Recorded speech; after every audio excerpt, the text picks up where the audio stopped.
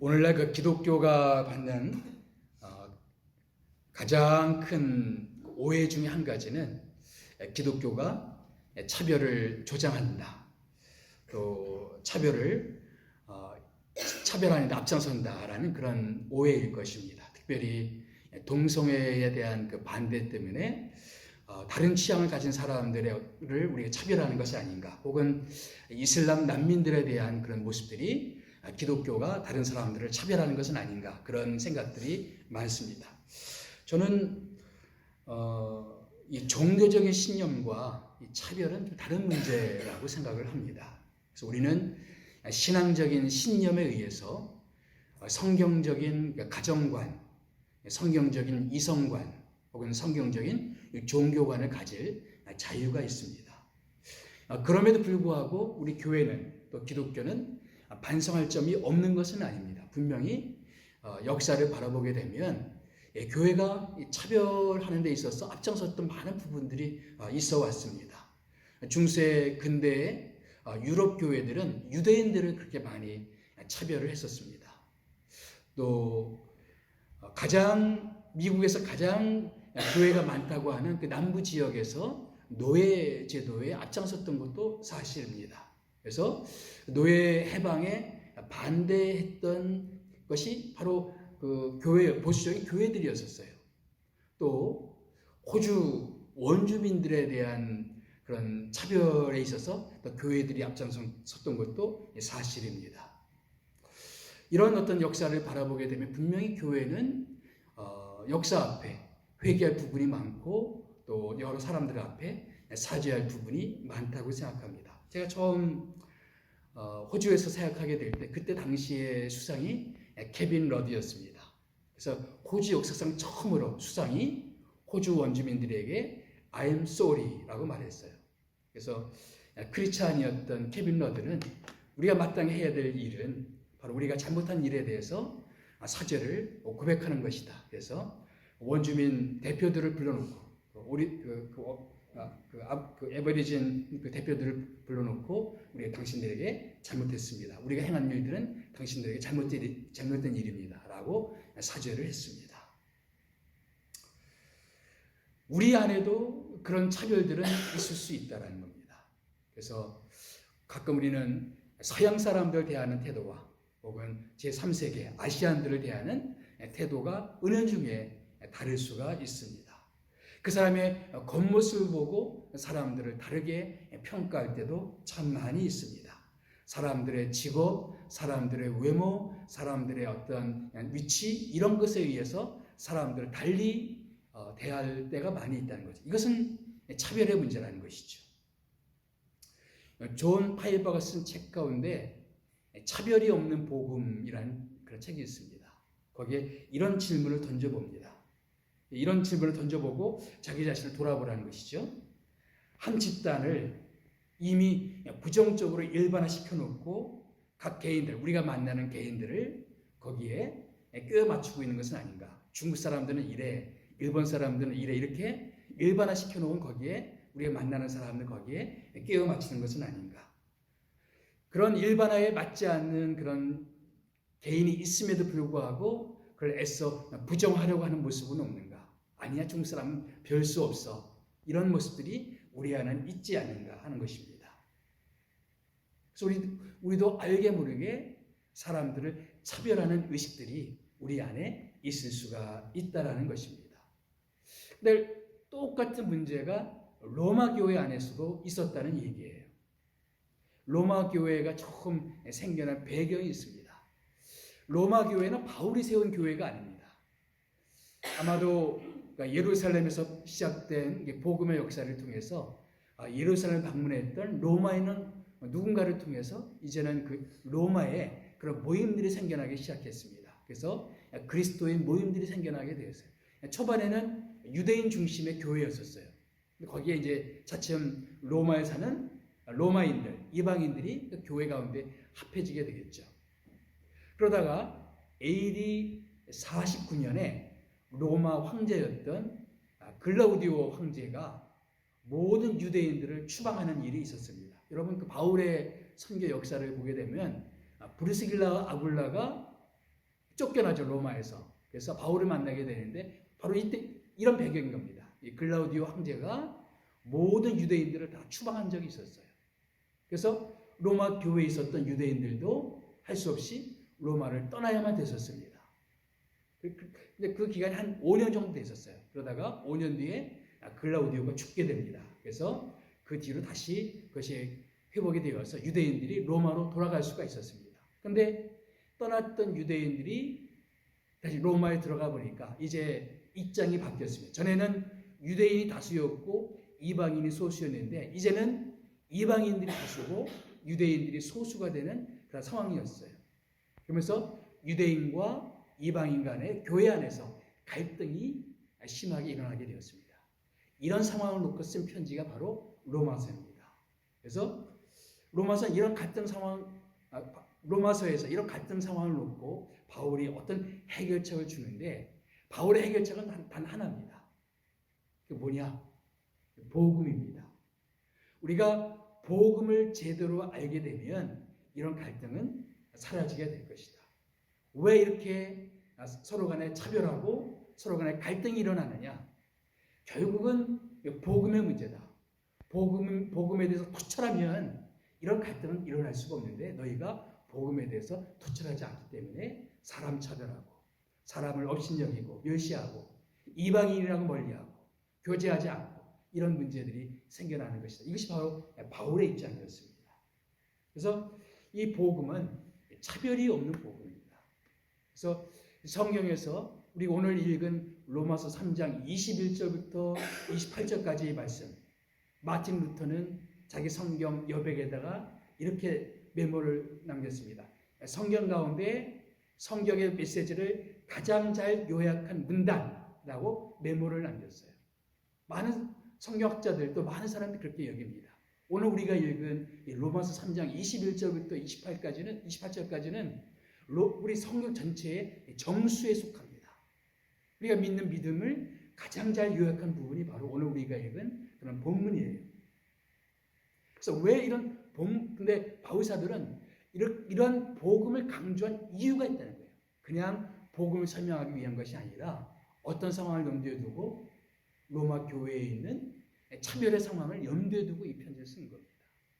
그래서 왜 사람들은 차별하는가? 바로 복음을 제대로 모르기 때문에. 그러면서 복음을 설명하는 내용이 로마서 3장 21절부터 그 내용입니다. 왜? 복음은 어떤 면에서 이 차별의 문제를 우리에게 다루고 있는가? 왜 복음을 깨닫게 되면 어떻게 우리는 이 차별에서 벗어날 수 있게 되는가?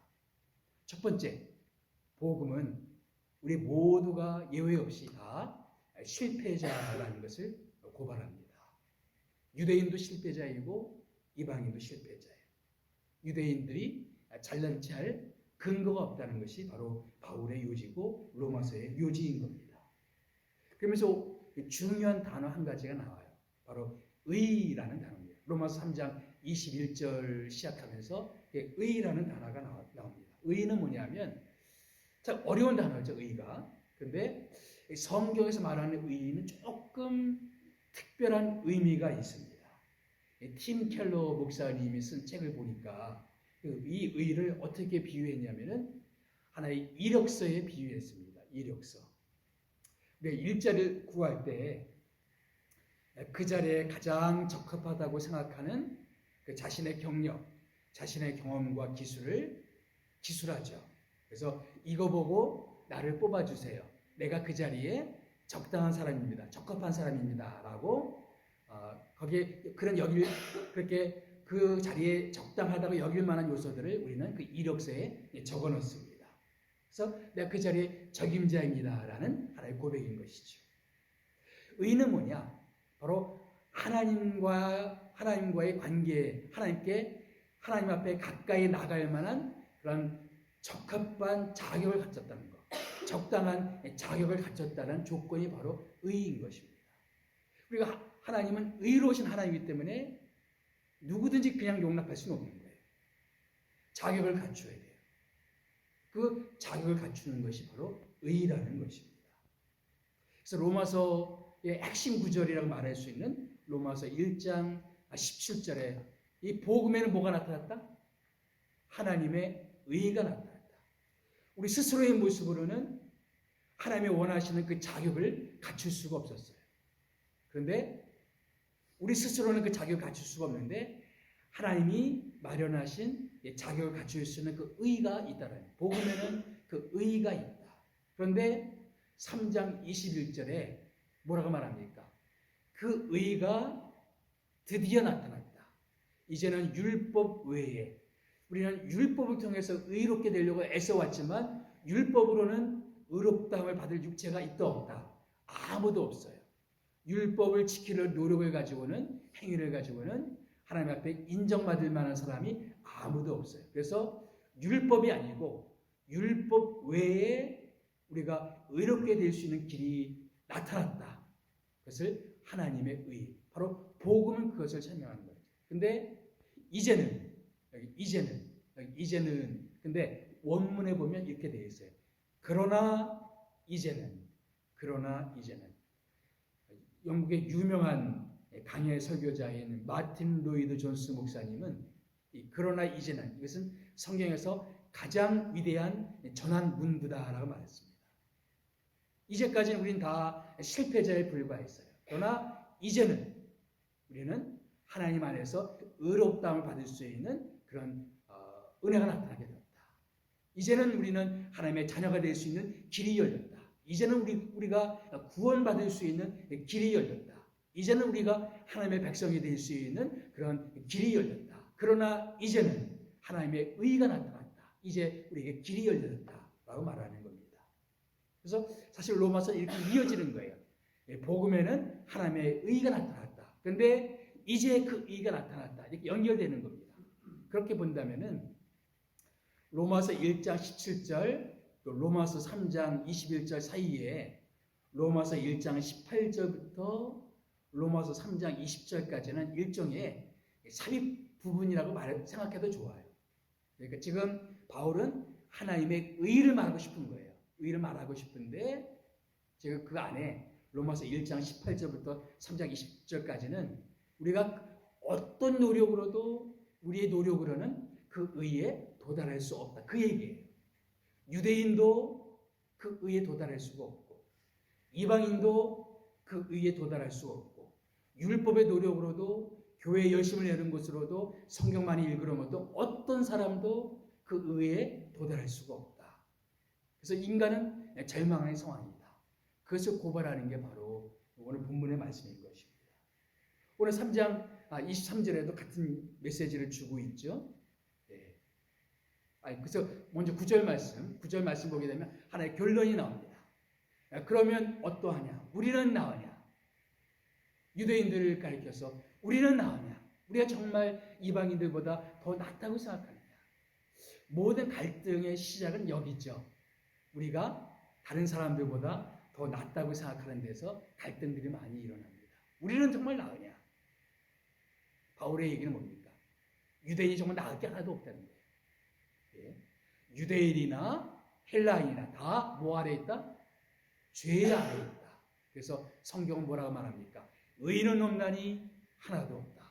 선을 행하는 자는 아무도 없다.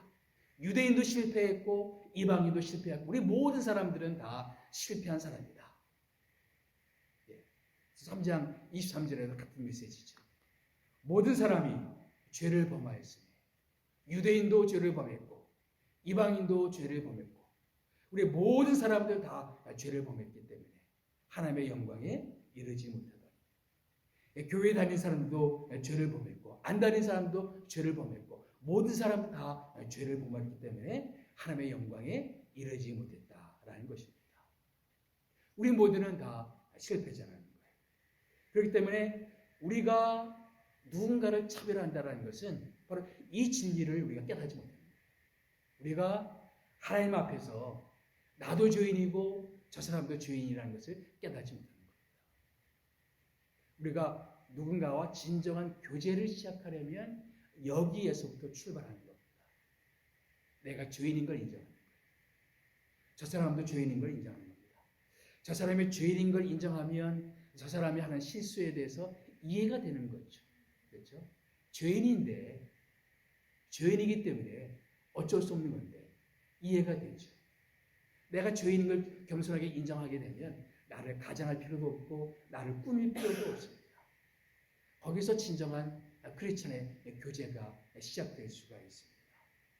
또 우리는 다른 사람보다 나 자신을 더 낫다라고 주장할 수가 없습니다. 저 사람도 죄인이고 나도 죄인이고 우리는 다 똑같은 죄인들이다.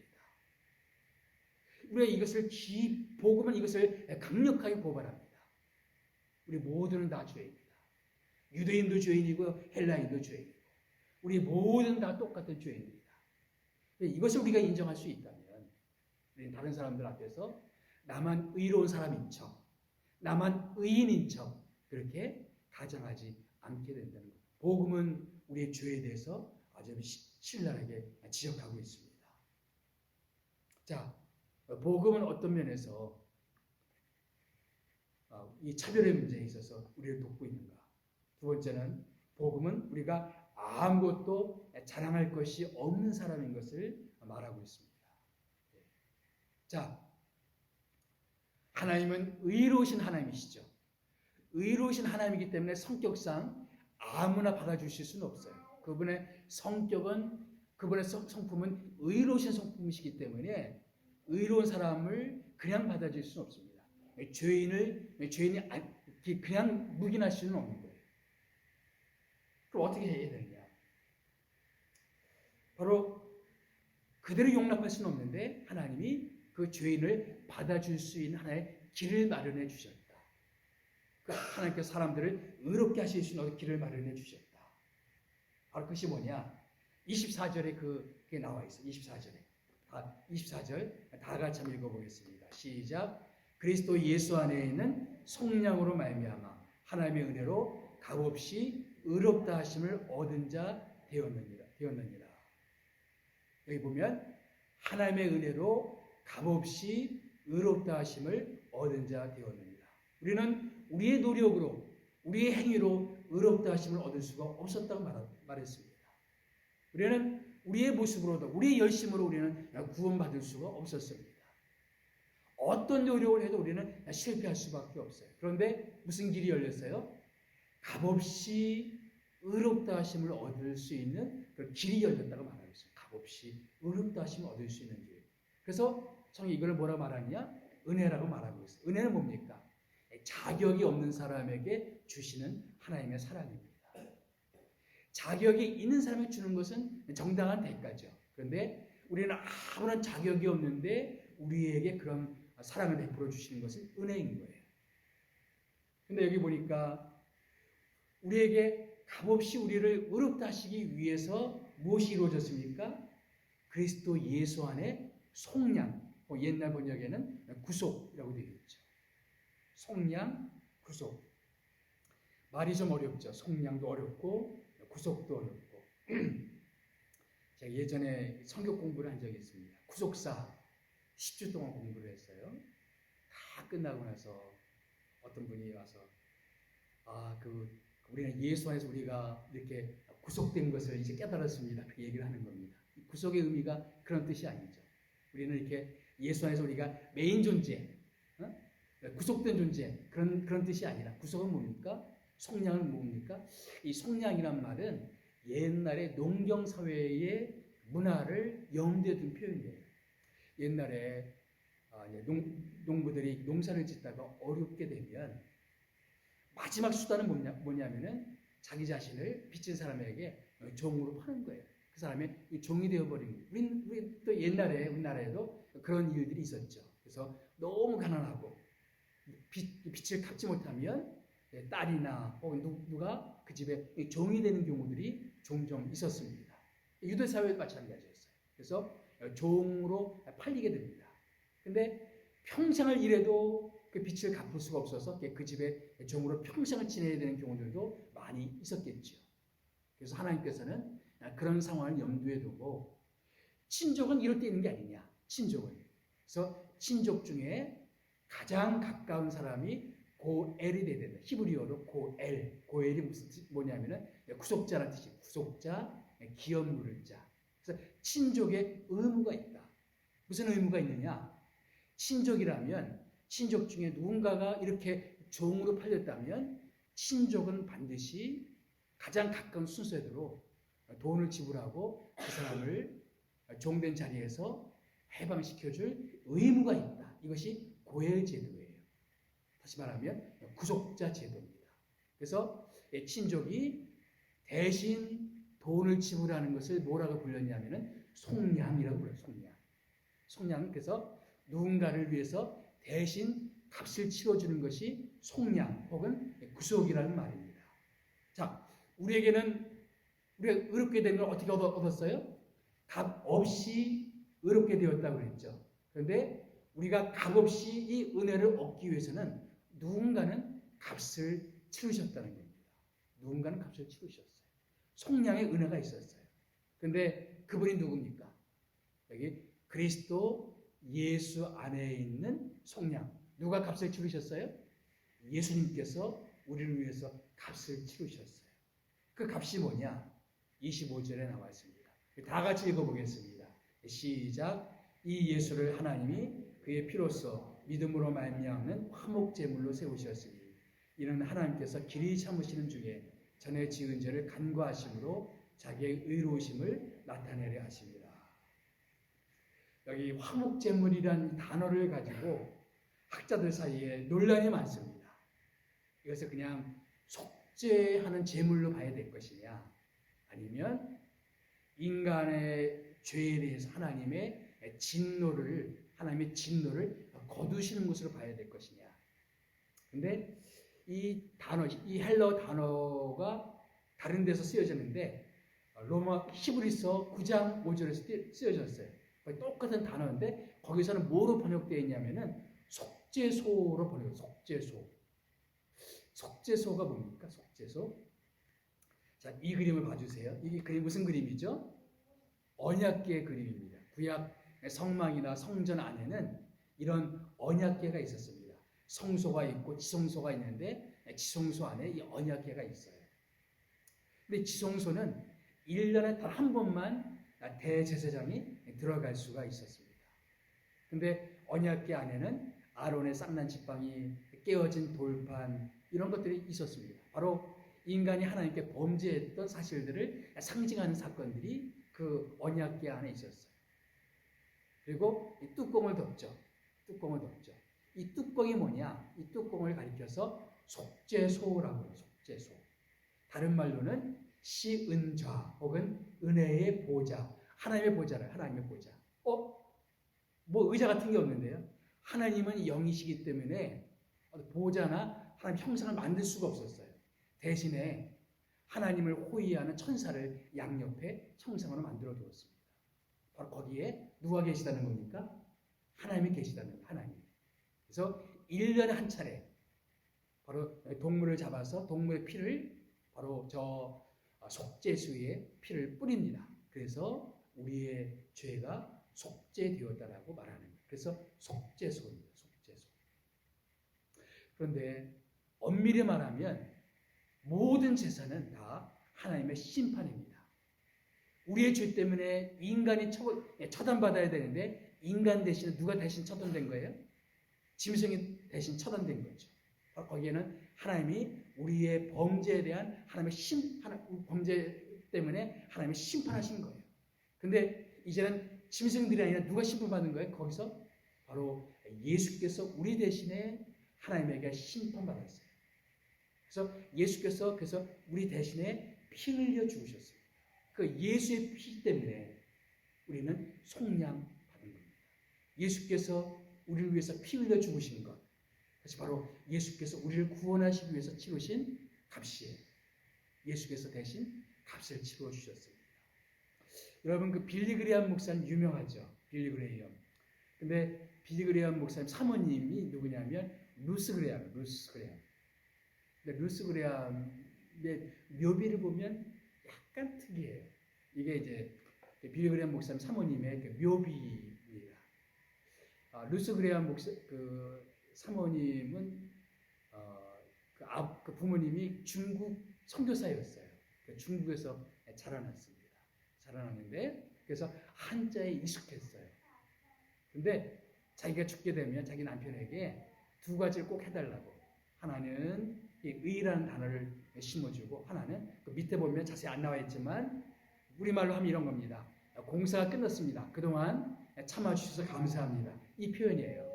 어느 날 빌리그리암 목사님과 사모님이 길을 가다 보니까 한동안 공사하던 것이 있다가 끝났어요. 그리고 팻말이 붙여 있는 겁니다. 공사가 끝났습니다. 그동안 참아주셔서 감사합니다. 저거 좋다고. 우리 인생은 다 공사 중 아니냐고. 평생 내가 공사 중인 관계로 아직 공사 중이어서 아직 미완성이기 때문에 여러 사람들에게 불편을 끼쳤는데 참 여러 사람이 나를 참아줘서 참 감사하다고. 근데 이제 드디어 내가 이 미완성인 이 인생살이를 끝나게 되었으니까 공사 끝! 그동안 참아주셔서 참 감사합니다. 이 말을 꼭 내 묘비에 써달라고 부탁을 했어요. 그래서 그 말이 적혀 있어요. 그러니까 건설 현장에 있는 그 말이 루스 그레이엄 그 사모님의 묘비에 들어 있습니다. 또 한 가지는 바로 의라는 단어입니다. 이 사모님이 의라는 단어를 참 좋아했다고 해요. 근데 이 의는 두 개의 단어가 합쳐진 말이죠. 뭐냐면은 그 나라는 말, 나 아자가 밑에 있죠. 그 위에 양자가 있는 거죠. 그러니까 내 위에 양이 있는 거예요. 바로 죄인된 우리를 위해서 우리의 희생양 되신 예수 그리스도께서 죽으셨기 때문에 우리가 하나님의 의에 도달하게 되었다. 이런 사실을 드려요. 그래서 우리의 진정한 의는 우리 대신에 십자가에 죽으신 예수 그리스도. 그러니까 그리스도 때문에 우리는 의롭게 되었고, 그러니까 그리스도 때문에 우리는 하나님의 의에 도달하게 되었다. 그래서 내 묘비명에는 꼭 이 의란 단어를 꼭 넣어달라 이렇게 부탁을 해서 그 묘비명이 있게 되었습니다. 그렇죠. 우리가 구원받은 것, 우리가 의롭게 된 것, 거기에는 바로 우리의 노력이 들어가 있지 않습니다. 전적으로 뭐예요? 하나님의 은혜고 값 없이 주어졌습니다. 왜 바울이 이 이야기를 지금 하고 있는 걸까요? 왜 지금 이 이야기를 하는 거예요? 그 다음 이야기를 하기 위해서입니다. 27절 말씀입니다. 그런즉 자랑할 때가 어디 있느냐? 있을 수가 없느니라. 만약 이것이 전적으로 하나님의 은혜고 우리가 한 것이 전혀 없다면, 우리가 구원받고 우리가 하나님의 백성이 된 것이 내가 노력해서가 아니고 내가 착해서가 아니고 내가 좋은 일 많이 해서가 아니고 내가 교회 열심을 내서가 아니라 전적으로 하나님의 은혜로 값없이 되어진 일이라면, 전적으로 이것은 하나님의 은혜로 예수께서 나 대신 십자가에서 죽으신 그것 때문에 되어진 일이라면 우리 자랑할 게 뭐가 있냐 이거예요. 내세울 게 뭐가 있냐 이거예요. 유대인들은 자기들이 율법을 가지고 있다는 걸 내세우고 있지만 그건 우리가 구원 얻을 수 있는 길이 아니다. 구원 얻을 수 있는 유일한 길은 바로 예수께서 십자가에서 우리 대신에 죽으신 그것 때문에 우리는 구원받을 수가 있는 것인데, 바로 내 노력이 아니고 내 힘이 아니라 전적으로 하나님의 은혜로 되어진 일이라면 우리는 다른 사람들 앞에 나를 내세울 것이 없고 내가 프라이드를 느낄 만한 것이 없다. 이게 바울의 결론이에요. 이 이야기를 하고 싶은 겁니다. 그래서 복음을 이야기하는 거예요. 우리 이 복음, 전적인 하나님의 은혜를 강조하는 이 복음을 우리가 정말 깨닫게 된다면 우리는 아무것도 잘할 것이 없는 우리 자신을 깨닫게 된다는 겁니다. 지금 로마 그리스도인들 사이에서 일어나고 있는 모든 논쟁과 분열과 다툼, 결국은 복음이 희미해졌기 때문이다 라는 거예요. 복음 앞에 가까이 가면 가까이 갈수록 우리가 깨닫게 되는 것이 뭐냐? 우리는 아무것도 내세울 것이 없다. 아무것도 자랑할 것이 없다. 인간의 모든 자부심은 다 깨어질 수밖에 없다. 내가 더 잘났다라고, 내가 더 낫다라고 이야기할 수 있는 부분은 아무것도 없다. 결국 차별이란 그거 아니겠습니까? 내가 가지고 있는 프라이드, 내가 가지고 있는 자부심, 그것 때문에 다른 사람들을 아래로 보고 쉽게 보고 함부로 평가하고 그런 거 아니겠습니까? 그런데 예수 그리스도 안에서 우리 모두는 다 아무것도 자랑할 것이 없는 존재라는 것을 정말 깨닫게 된다면 사람들이 그렇게 대하지 않게 된다는 것이죠. 세 번째, 복음은 어떤 면에서 차별하려고 하는 우리들을 도와줄 수가 있는가? 세 번째는 복음은 모든 사람들에게 다 열려있는 복음입니다. 그러니까 어떤 특권도 자랑할 수가 없습니다. 내세울 수가 없습니다. 유대인들이 내세웠던 게 두 가지가 있었어요. 오늘 본문에 보면 나와 있습니다. 자, 그 두 가지가 뭔가를 한번 찾아봅시다. 자, 28절 말씀.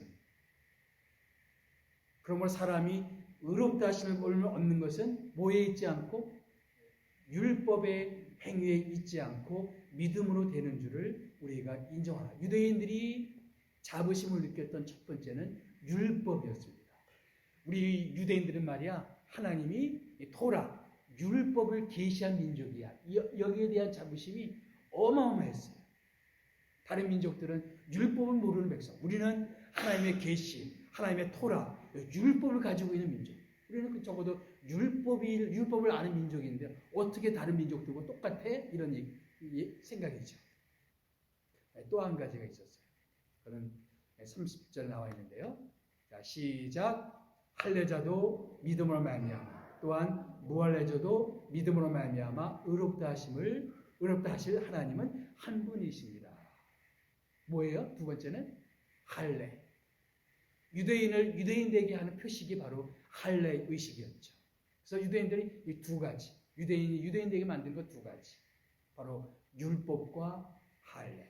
그런데 성경은 지금 뭐라고 얘기하고 있습니까?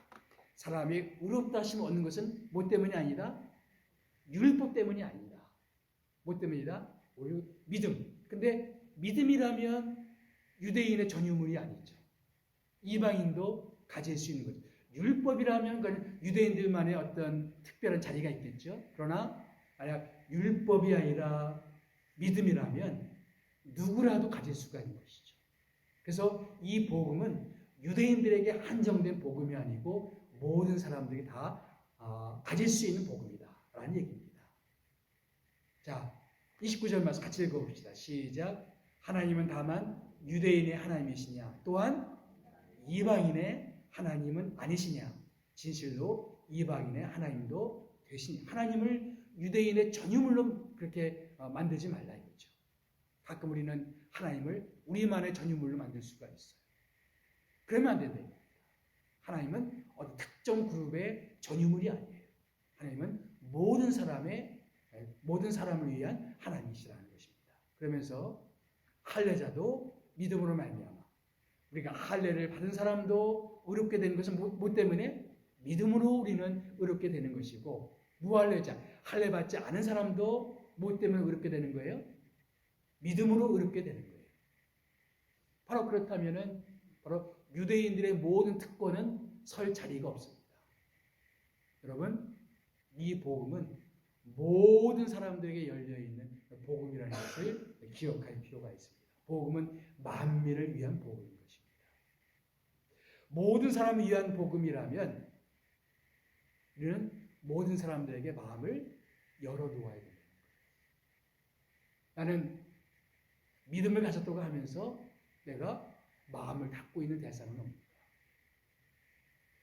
마음을 닫아놓고 사는 사람들은 없는가? 이 복음은 모든 믿는 사람에게 모든 사람들이 열려 있고 하나님이 이 복음이 모든 사람들에게 전파되기를 원하고 있고 하나님이 이 복음이 모든 사람들에게 깨달아지기를 원하고 있는데 이 복음은 만민을 위한 복음인데 이 만민을 위한 복음을 가진 우리가 모든 사람을 위한 복음을 가진 우리가 어떻게 어떤 사람들에 대해서 마음을 닫아놓고 살 수가 있느냐 하는 얘기입니다.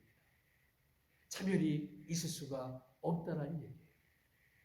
누군가에 대해서 마음을 닫아놓을 수가 없다는 얘기입니다. 그렇다면 복음 안에서 우리가 좋아하는 부류만 만날 수가 없어요. 내가 싫어하는 부분도 만날 수가 있고 내가 힘들어하는 사람도 만날 수가 있고 내가 함께하고 싶지 않은 사람도 만날 수가 있고 이 복음은 만민을 위한 복음이라는 거예요. 만민을 위한 복음.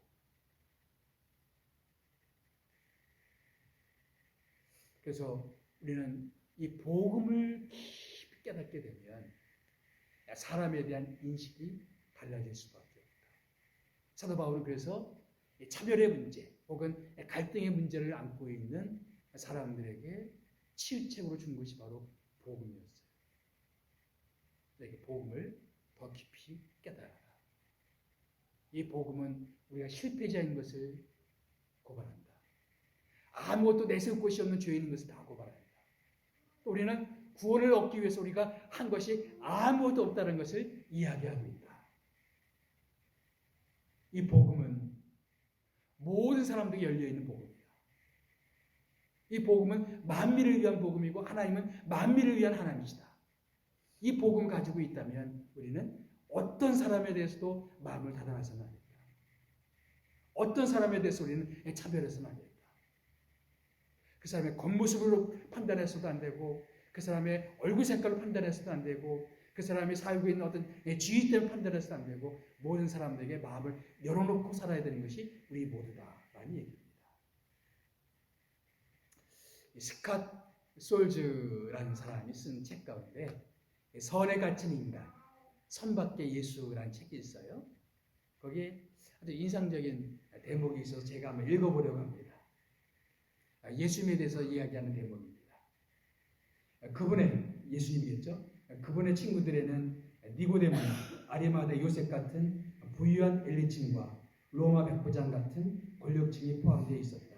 하지만 동시에 그분은 문화적으로 경멸을 받던 우물가의 사마리아 여인과 간음 현장에서 붙잡힌 여인에게도 우정의 손을 내미셨다.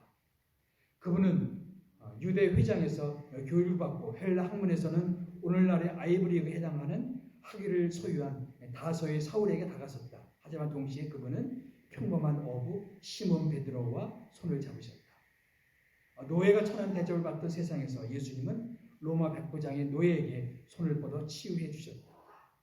병자를 저주받은 것을 간주해서 격리하던 세상에서 예수님은 중풍병자, 혈류증 환자, 맹인, 나병 환자에게 다가가시고 그들을 만지시고 치유해 주셨다. 가난한 사람을 무시하고 죽게 방치하던 세상에서 예수님은 가난한 사람들에게 특별한 관심을 기울이고 그들이 복을 받은 자들이라고 말씀하셨다. 여성이 아무런 권리가 없던 세상에서 예수님은 여성들을 제자로 받아들이시고 심지어 남자들이 가득한 방에서 그분의 부활을 증언할 사람으로 여성들을 선택하셨다. 이처럼 예수님께서는 모든 사람에게 중요했다. 예수님께는 모든 사람이 중요했다. 예수님은 모든 사람들에게 마음이 열려 계셨던 분이십니다. 소위 잘 나가는 사람에게도 마음을 열어놓으셨어요. 그러나 가난한 사람들, 천한 사람들, 노예, 여성들에게도 마음을 열어놓으셨습니다. 파격적으로 그 시대로서 상상할 수 없는 일들을 예수님께서는 하셨습니다. 이것이 바로 예수의 복음이고 차별하는 복음의 이야기입니다. 이 복음을 깨닫는 우리라면 아무것도 내세울 것이 없는 우리, 죄인일 수밖에 없는 우리들을 겸손하게 고백하면서 우리가 앞으로 우리 교회 가운데 어떤 사람이 더해지든지 그들을 진심으로 사랑하고 복음 안에서 서로 교제하는 필리핀 지구촌 교회가 되었으면 좋겠습니다. 기도하겠습니다.